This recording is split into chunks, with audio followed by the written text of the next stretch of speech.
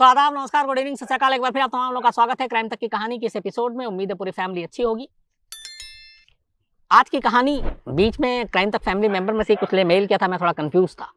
मल्लिका cyanide की कहानी, और मैंने शायद एक मोहन साइनाइड किलर था उसकी कहानी सुनाई और भी कुछ सुनाई थी, तो मल्लिका को लेकर कंफ्यूज था। लेकिन दीपक ने मुझे बताया कि ये कहानी हमने नहीं सुनाई है, तो फिर उसके ऊपर रिसर्च किया और आपके सामने आज ये देश की पहली ऐसी सीरियल किलर है। महिला तो कई फांसी की सजा हुई, हालांकि फांसी अभी तक किसी को ही नहीं है, और कर्नाटक की खासतौर पर पहली महिला है जिसको अदालत ने सजाए मौत दी, और वो भी एक सीरियल किलर के तौर पर। इस कहानी की खासियत यह है कि इसके ऊपर जब अदालत ने सजाए मौत दी तो 6 कत्ल के मामले इसके सर पर थे, और उन 6 कत्ल के सबूत जुटाए गए जांच एजेंसियों ने, पुलिस ने, अदालत ने उसको माना। और मल्लिका साइनाइड, इसको, हालांकि इसका असली नाम केम्पम्मा है, इसको फांसी की सजा दी। लेकिन कहते हैं कि ये जो 6 कत्ल है, ये तो सबूत पुलिस ने जो जुटाए जिसकी वजह से अदालत ने सजा दी, वरना मल्लिका साइनाइड या केम्पम्मा के हाथों इससे बहुत ज्यादा औरतों के कत्ल हुए, लेकिन उन कत्ल के कोई सबूत और उसके साथ लिंक जुटा नहीं पाई। लेकिन कर्नाटक पुलिस का कहना है कि ये सिर्फ 6 कत्ल नहीं, बल्कि उनके हिसाब से चले तो शायद 20 से ज्यादा कत्ल है जो मल्लिका साइनाइड ने किए, लेकिन अदालत में साबित सिर्फ 6 कत्ल का हो पाया। उसके बाद फांसी की सजा दी गई। क्या हुआ आगे वो आपको आखिर में बताऊंगा। पहले इस कहानी पर आते हैं कि ये कहानी है क्या। कर्नाटक की जमीन से ये कहानी निकलती है। अपने देश में वैसे वो चाहे साउथ हो, नॉर्थ हो, ईस्ट हो, वेस्ट हो, पूरे देश में एक चीज आम है, हम तमाम लोग धर्म कर्म की तरफ बहुत रुझान रखते हैं, और खासतौर पर जब मुसीबत आती है, परेशानी आती है, दुख होता है, तकलीफ होती है, तो शायद हम भगवान अल्लाह को ज़्यादा याद करते हैं, और अच्छे मौके पर, खुशी के मौके पर कम याद करते हैं। तो आमतौर पर हमारी इसी कमज़ोरी का बहुत सारे लोग फ़ायदा उठाते हैं। ऐसे बहुत सारे बाबा हैं जो आजकल आपको पता है जेल में भी बंद है, वो यहीं से हमारी कमज़ोरी का फ़ायदा उठाते हैं। हमें कुछ चाहिए, एग्ज़ाम में पास होना है, बेटी के लिए अच्छा रिश्ता चाहिए, बच्चे नहीं हो रहे हैं, कोई बीमारी है दूर हो जाए, और भी ऐसी तमाम मन्नतें होती हैं जिसको लेके अलग अलग लोग मंदिरों में, तीरथ पे, मज़ारों पर, दरगाहों पर जाते हैं, और फिर वादा भी करते हैं कि मन्नत पूरी होगी तो हम ये करेंगे, हम वो करेंगे। ऐसे ही लोगों की इन कमज़ोरियों का हमारे देश में बहुत सारे लोग फ़ायदा उठाते हैं।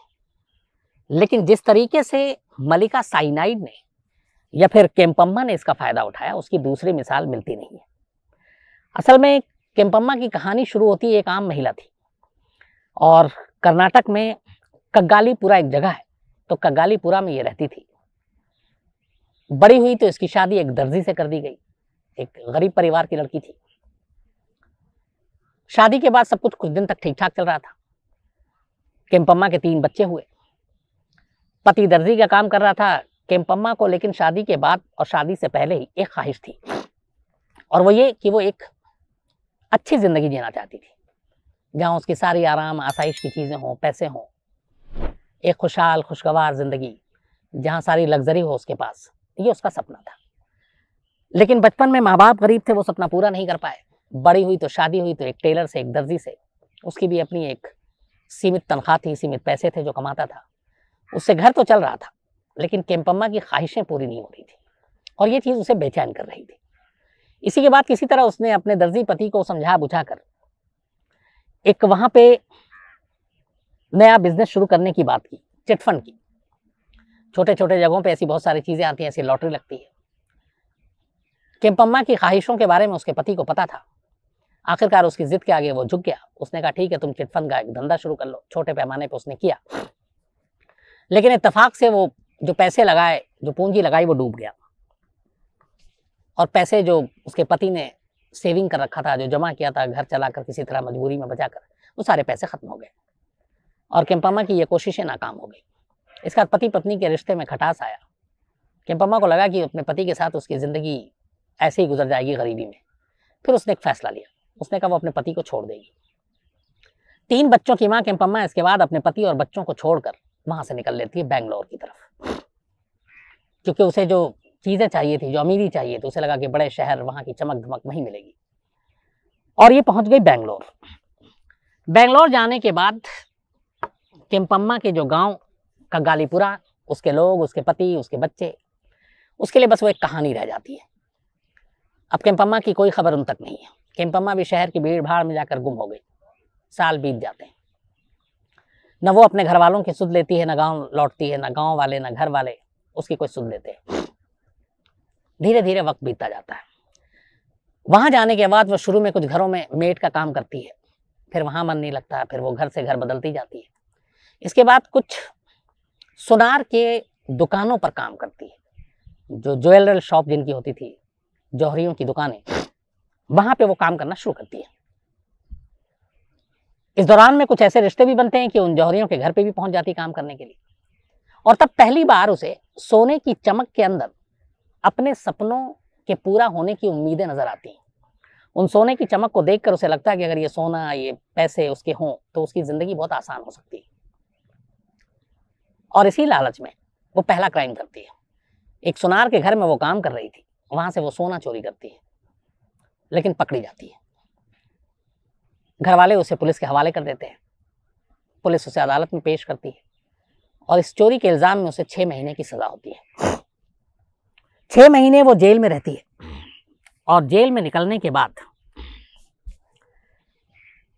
अब उसके ऊपर एक दाग लग गया था कि वो चोर है, जेल में रही है। बाहर आने के बाद अब काम भी आसानी से नहीं मिल रहा था। तब उसने एक नया प्लान बनाया और यहीं से केम्पम्मा की मल्लिका साइनाइड बनने की कहानी शुरू होती है। 1998 में उसने गांव छोड़ा था और 98 के आखिर आते आते और 99 की शुरुआत में जब वो जेल से लौटी तो इधर उधर भटकती रही। कुछ रात उसने मंदिर की सीढ़ियों पे भी काटे, कई धर्मशालाओं में गुजारे। महिला थी, लोग उसको पनाह भी दे देते थे। इसके बाद जब वो मंदिर पहुंचती तो वहां औरतों को देखती किस तरह से कौन कौन कैसी कैसी मन्नत लेकर मंदिरों के चक्कर काट रहे हैं। और वहीं उसके दिमाग में एक आइडिया है। उसने कुछ मंदिरों में रहना शुरू किया और रहने के बाद उसने ये ऑब्जर्व करना शुरू किया कि ये औरतें जो आती हैं ये किस लगन से आती हैं, क्या मांगती हैं, क्या मानती हैं, मन्नत पूरी होने पर क्या उसे वाकई पूरा करती हैं। ये सारी चीजें उसने बहुत बारीकी से देखना शुरू किया और इसके बाद फिर उसने फैसला किया कि वो उन औरतों को अपना निशाना बनाएगी जो बेबस हैं, मजबूर हैं, अकेली हैं, परेशान हैं और अपनी मन्नतों को पूरा करने के लिए मंदिरों के चक्कर काट रही हैं, क्योंकि उसकी नज़र में ये सबसे आसान शिकार थी। और इसी के बाद 19 अक्टूबर 1999, 19 अक्टूबर 1999 में केम्पम्मा ने पहला कत्ल किया और यह कत्ल किया बेंगलोर के करीब होस्कोटे एक जगह है वहां पर। 30 साल की ममाथा राजन थी जो मंदिर में मन्नत मांगने के लिए आई थी और उसे बच्चा चाहिए था। ममाथा राजन को शादी हो गए थे, कई साल हो गए थे, बच्चा हो नहीं रहा था, तो वो मन्नत मांगने के लिए आई। ये बात केम्पम्मा को मालूम थी क्योंकि वो मंदिर में थी और उसके बाद वो लगातार नजर रख रही थी। जब उसने पता कर लिया कि ये क्यों आ रही है, तब उसने कहा कि तुम्हारी मुराद पूरी होगी, मैं तुम्हारे लिए खास पूजा करूंगी। अच्छा, चूंकि वो मंदिर में उसने रहना शुरू कर दिया था खास तौर पर इसी मिशन को पूरा करने के लिए, तो उसने कहा लेकिन इसके लिए स्पेशल पूजा करनी पड़ेगी और उस पूजा के लिए कुछ रिक्वायरमेंट्स है, कुछ जरूरत की चीजें हैं। तो उसने पूछा क्या है। उसने कहा कि तुम सज धज कर आओगी, महंगी और नई साड़ी पहनोगी जो तुम्हारे पास है और तुम्हारे पास जितने जेवर हैं वो पहन कर आओगी और उसके बाद हम स्पेशल पूजा शुरू करेंगे, जिसके बाद तुम्हारी मुराद पूरी होगी, तुम माँ बनोगी। ममाथा राजन माँ बनने के लिए बेकरार थी। मंदिर में एक महिला मिल रही है, वो लगा कि ये कोई भगवान का रूप है, उसे बच्चा चाहिए था, वो उसकी बातों में आ गई। इसके बाद 19 अक्टूबर 1999 को वो उसी हिसाब से बंठन कराई, सारे जेवर पहन कर आई। कुछ मंत्रोच्चार बाकी चीजें दिखावे के लिए किया केम्पम्मा ने और उसके बाद एक लोटा में उसने पानी था और उस पानी में उसने साइनाइड मिलाया, पोटेशियम साइनाइड, और कहा कि ये पी लो। वो पी ली। पीने के बाद उसकी मौत हो गई। उसके बाद और ये सब कुछ उसने मंदिर के एक अहाते में, कोने में, जहाँ सन्नाटा था, कोई था नहीं, क्योंकि ये पहले कहा था कि पूजा एकांत में होगा। उसके बाद उसके सारे जेवर उतारे, जो पैसे थे वो लिए और वहां से निकल गई। ये पहला कत्ल था। इसके बाद अगले कुछ दिनों में उसने 5 और औरतों को ठीक इसी तरीके से मारा। 10 अक्टूबर और दिसंबर 18 के बीच में ये उसने सारे 6 कत्ल किए जो शुरुआत के थे। जो उसने दूसरा कत्ल किया उसका नाम था एलिजाबेथ। ये 52 साल की थी और सतानूर से आई थी। एलिजाबेथ अपनी एक पोती को तलाश रही थी। उसकी पोती थी 3-4 साल की और घर से गायब हो गई। पुलिस में रिपोर्ट लिखाई, पोती का कुछ पता नहीं चला। काफ़ी कोशिशें की, महीने बीत गए, लेकिन एलिजाबेथ की पोती नहीं मिली और पोती से वो बहुत प्यार करती थी। आखिर में किसी ने कहा कि तुम जाओ भगवान के दर पर जाओ, भगवान तुम्हारी मन्नत पूरी करेंगे। तो ये एक मंदिर में पहुंचती है, वहाँ केम्पम्मा टकराती है और केम्पम्मा वही चीज़ें इसके साथ कहती है जो इससे पहले ममता राजन के साथ कहा था। उसने कहा खास पूजा करेंगे, तुम्हारी पोती मिल जाएगी। उसके बाद उसे भी साड़ी पहनाकर जेवर के साथ बुलाया एकांत में और पूजा के नाम पर लोटा में उसे भी एक पानी दिया पीने के लिए और उस पानी में पोटेशियम साइनाइड था। एलिजाबेथ की भी डेथ हो गई। इसके बाद जो तीसरी विक्टिम थी केम्पम्मा की, उसका नाम था यशोधर्मा। ये 60 साल की थी और इसको सिद्ध गंगा मठ, ये कातिया संदर के आसपास है, वहां पे मारा। यशोधम्मा जो थी ये भी एक मन्नत मांगने के लिए आई थी कि इसके बेटे की शादी हो जाए और बेटे की शादी नहीं हुई थी, तो उसके लिए ये आई, वहाँ टकराई फिर से केम्पम्मा और वही तरीका अपनाया। खास पूजा के नाम पर उसे पोटेशियम साइनाइड पानी में मिलाकर दिया, मौत हो गई। उसके सारे जेवर लिए और निकल गई। चौथी विक्टिम थी इसकी मुनियम्मा। इनकी उम्र थी 60 साल और मुनियम्मा जो है अस्थमा की रोगी थी। तो ये अस्थमा दूर हो जाए, ये बीमारी खत्म हो जाए, इसके लिए वो लगातार इधर से उधर मंदिरों के चक्कर काट रही थी। आखिरकार एक मंदिर में बेंगलोर के करीब पहुंची और वहां पे फिर केम्पम्मा टकराई और उसने कहा कि एक खास पूजा करनी है, इस पूजा के बाद तुम्हारी अस्थमा ठीक हो जाएगा। और वैसे ही साड़ी और जेवर के साथ बुलाया, उसे भी पानी पिलाया, उसकी भी मौत हुई। जेवर लूटे और चली गई। पांचवी विक्टिम इसकी बनी पिलामा। इनकी भी उम्र 60 साल थी और इनको व्यादानाथपुरा के पास एक मंदिर के करीब मारा। इनकी भी कुछ परेशानी थी और उस परेशानी को लेकर मंदिरों के चक्कर काट रही थी। भगवान से उम्मीद थी, लेकिन इंसान जो है वो भगवान को धोखा देते हुए कि तुम्हारी सारी चीजें पूरी हो जाएगी, भगवान के नाम पे एक तरह से वो डील कर रही थी और केम्पम्मा के जाल में ये भी फंसी और फिर इनको भी उसी तरह से मारा। जो छठी विक्टिम थी केम्पम्मा की, उसका नाम था नागावेनी। ये 30 साल की एक महिला थी और ये भी मां नहीं बन पा रही थी और शादी के करीब 7 साल हो गए थे।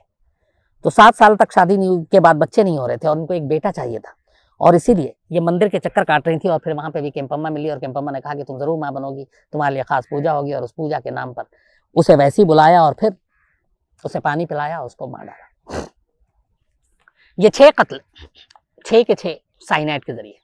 लेकिन कमाल ये था कि अलग अलग मौत हो रही थी और पुलिस तक ये बात पहुंच नहीं रही थी। उसकी एक वजह ये थी जो अक्सर कई क्राइम में होता है कि इन मौत की कड़ियों को एक साथ जोड़कर नहीं देखा गया। अगर एक लाश बेंगलोर के आउटर साइड में मिला और दूसरा ईस्ट साइड में मिला, तीसरा थोड़ा और दूर मिला, तो अलग अलग ज्यूरिसडिक्शन, अलग अलग थाने का केस मानकर पुलिस वहीं पे उस केस को क्लोज कर देती है। चूंकि ये तमाम गरीब लोग थे, बहुत अच्छे फैमिली, और उसमें से नहीं थे कि कुछ मीडिया में भी सुर्खियां बटोर सके, जो अक्सर होता है। तो ये सारे कत्ल गुमशुदा रहे और इनको तार जोड़कर देखा नहीं गया। वरना अगर सिर्फ बेंगलोर के आसपास 6 कत्ल और 6 के 6 पोटेशियम साइनाइड से, तो कहीं ना कहीं सिमिलरिटी इसमें फौरन कान खड़े होने चाहिए और उसी हिसाब से जांच होनी चाहिए। लेकिन पुलिस में तालमेल ही नहीं था। एक दूसरे जो डिस्ट्रिक्ट थे या थाने थे, उनमें से कोई आपस में एक दूसरे से कुछ बात ही नहीं कर रहा था। यहां तक तो ठीक था। इसके बाद एक 2006 बीच में कई और कत्ल हुए, अब उसका रिकॉर्ड नहीं। ये तो वो हैं जिनके कुछ रिकॉर्ड आए। 2006 में एक महिला थी कोलार डिस्ट्रिक्ट में,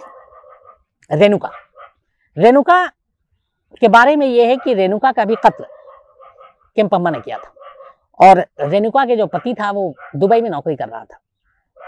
रेणुका मंदिर आती थी, वहीं केम्पम्मा के साथ उसकी दोस्ती हो गई। उसने बताया कि उसे कुछ परेशानियां हैं, उसने कहा सब ठीक हो जाएगा। और फिर एक रोज रेणुका अचानक गायब हो जाती है और फिर कभी घर नहीं लौटती।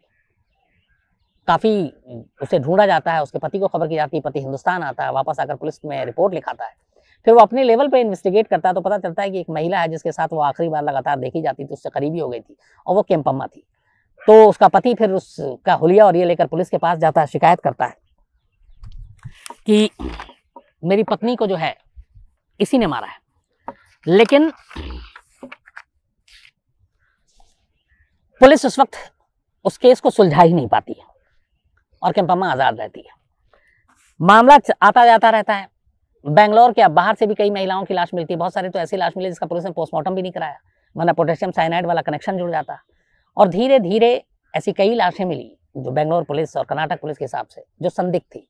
लेकिन फिर बात वही है कि सुनसान जगह पे, कहीं झाड़ियों पे, कहीं कुछ लावारिस समझकर ही लाशों को जला दिया गया, पोस्टमार्टम भी नहीं हुआ। कुछ गरीब लोग थे जिनकी लाश की आइडेंटिफिकेशन भी हुई तो उसकी जांच नहीं हुई, तो वो कड़ियां नहीं जुड़ी, और ये सारी चीजें चलती रही।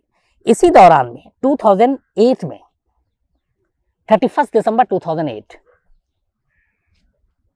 इस मामले में जो लास्ट वाली थी महिला रेणुका, उसकी रिपोर्ट लिखी गई थी और केम्पम्मा की थोड़ी सी हुलिया भी बताया गया था।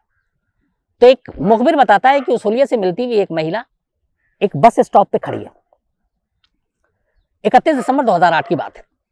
पुलिस थोड़ी यहाँ हरकत में आती है, बस स्टॉप पर पहुंचती है, एक औरत को उठाती है, उसके पास पोटली और बैग था। जब तलाशी लेती है पुलिस तो हैरान रह जाती है, उसके बैग में बहुत सारे ज्वेलरी थे, सोने के, चांदी के। अब हुलिये से देख के लगा कि इस महिला के पास इतनी क्योंकि लाखों रुपए की वो ज्वेलरी है, ये कहाँ से आई। तो उससे पूछताछ करती है। पहले वो ऐसी कहती है कि ये हमारा इधर उधर का है, घर का है, परेशान है। लेकिन फिर ले जाकर पुलिस जब उससे सख्ती से पूछताछ करती है तब वो बताती है कि मेरा नाम केम्पम्मा है और मैं औरतों को मारकर उनके गहने लूट लेती हूँ। फिर उसने एक एक कर सारे कत्ल की कहानी सुनानी शुरू की और पुलिस वालों के पैरों तले जमीन खिसक गई कि औरत किस तरीके से लगातार कत्ल कर रही है और पूरी कर्नाटक और बेंगलोर पुलिस को भनक तक नहीं है। इसी के बाद फिर उन सारे केस के पुराने पन्नों को जब पलटा गया तो कुछ के जो पोस्टमार्टम हुए उसमें पोटेशियम साइनाइड की बात आई, फिर सिमिलरिटी आई, फिर उन सारी महिलाओं के कनेक्शन को जोड़ा गया तो देखा गया कि ये सभी कहीं ना कहीं इनका कनेक्शन मंदिर से है। ये सभी परेशान थी और इनका फायदा उठाया केम्पम्मा ने। उसने बताया कि उसका मकसद सिर्फ यह कत्ल करने का और कुछ नहीं था, पैसे थे, लूट थी। तो पुलिस वाले ने पूछा भी कि तुम वैसे भी लूट सकती थी, तुम पानी की में पोटेशियम साइनाइड डालने की वजह बेहोशी की दवा डालकर भी तुम भाग सकती थी। बोली नहीं, उसमें खतरा था। यहाँ पे ये था कि एक बार पोटेशियम साइनाइड दे दिया और ये जब जौहरी के यहाँ काम करती थी कुछ दिनों के लिए, जब बेंगलोर आई थी तब उसे पता चला था कि कुछ जहर ऐसे हैं जिनका इस्तेमाल जेवर बनाने और उसमें होता है, और पोटेशियम साइनाइड के बारे में उसे वहां से जानकारी मिली थी। तो उसे लग गया था कि ये बहुत ही कारगर जहर है और बचने की गुंजाइश नहीं है। और इसी के बाद उसने लोगों को लूटने के लिए, खासतौर पर एक अकेली महिला जो परेशान है, मंदिरों के चक्कर काट रही है, उसको सिर्फ एक उम्मीद ही दिलानी है कि देखो तुम्हारा काम पूरा हो जाएगा, भगवान सुन लेंगे, तो ये उसके लिए सबसे आसान टारगेट था। और इसी के बाद उसने ये प्लान बनाया और एक एक कर उसने कत्ल करने शुरू किए। जब उसकी कहानी सुनी उसके बाद पुलिस ने कड़ियां जोड़ी तो 6 कत्ल के मामले जुड़ गए, जिसके सबूत भी मिले। कुछ लोगों ने आई विटनेस से देखा था जो मरे उनके साथ, और उनमें से कुछ के गहने भी मिले फिर जो वो बेच नहीं पाई। कुछ उसने बताया कि जाकर जो जहाँ बेचे वहाँ उन जौहरियों के पास पुलिस पहुंची तो वहां से भी कुछ मिले, तो उससे भी वो लिंक जुड़ा। और इसी के बाद 2010 में केम्पम्मा, जो जब तक उसको बेंगलोर पुलिस ने साइनाइड मलिका का नाम दे दिया था, निकनेम, तो केम्पम्मा उर्फ साइनाइड मलिका को 2010 में एक अदालत ने जो मुनियम्मा थी उसके कत्ल के लिए फांसी की सजा सुनाई। पहला फैसला उसी का आया था। 2012 में नागावेनी, जो एक और 6 में से जिसने मारा था, उसके कत्ल का सारा पुख्ता सबूत मिला। इस दूसरे कत्ल के लिए भी उसे फांसी की सजा सुनाई। कर्नाटक के इतिहास में यह पहली बार था जब किसी सीरियल किलर या किसी महिला को फांसी की सजा सुनाई गई थी। इसके बाद बाकी केस के फैसले आते रहे और उसको फांसी की सजा सुनाई गई, एक एक कर सारी चीजों में। लेकिन फिर बाद में यह मामला हाईकोर्ट में गया और कोर्ट ने यह कहा कि पूरे केस में और जो 6 मर्डर हैं उनमें सर्कमस्टेंशियल एविडेंस तो बहुत है, लेकिन पुख्ता सबूत ऐसा कोई नहीं है जिससे कम से कम इसको रेयरेस्ट ऑफ रेयर केस मानकर फांसी की सजा सुनाई जाए। और इसी के बाद फिर कोर्ट ने केम्पम्मा की मौत की सजा को उम्र कैद में तब्दील कर दिया। उम्र कैद मतलब जब तक कि वो जिंदा है, टिल डेथ। उसके बाद केम्पम्मा को जेल भेज दिया गया। बेंगलोर के जेल में रही केम्पम्मा 2010 से लगातार, मतलब ये 2008 में पकड़ी गई थी, 9 साल बीत गए। 2017 में केम्पम्मा यानी मलिका, साइनाइड मलिका फिर से एक बार सुर्खियों में आती है। आपको याद होगा जयललिता की एक दोस्त हुआ करती है शशिकला, तमिलनाडु में, और उनके ऊपर कुछ करप्शन और बाकी चीज़ों के चार्जेस थे, जिसके बाद उन्हें अदालत ने जेल भेजा। लेकिन फिर ये भी था कि तमिलनाडु की जेल में रहेंगी तो उनको सारी सुविधाएं मिलेंगी, तो इसलिए किसी दूसरे स्टेट में भेजा जाए। तो शशिकला को वहाँ की हाईकोर्ट ने तमिलनाडु के बैंगलोर कर्नाटक में भेज दिया कि आप वहाँ की जेल में रहेंगे। और इत्तेफाक से शशिकला जिस जेल में पहुंची उसी जेल में केम्पम्मा बंद थी पिछले 9 साल से। कहते हैं कि जब शशिकला वहां पहुंची तो केम्पम्मा बहुत खुश हुई। शशिकला को खाना खाने में कोई लाइन में ना लगना पड़े, कोई तकलीफ ना हो। केम्पम्मा बार बार उसके करीब जाती, उसके लिए खाना लाती, वो लाइन में ना खड़ा करे, उससे पहले वो जाके उसकी सेवा करती। बीच में एक फिर खबर आई कि शायद केम्पम्मा शशिकला को मारना चाहती है और इसीलिए वो उसके करीब जा रही है।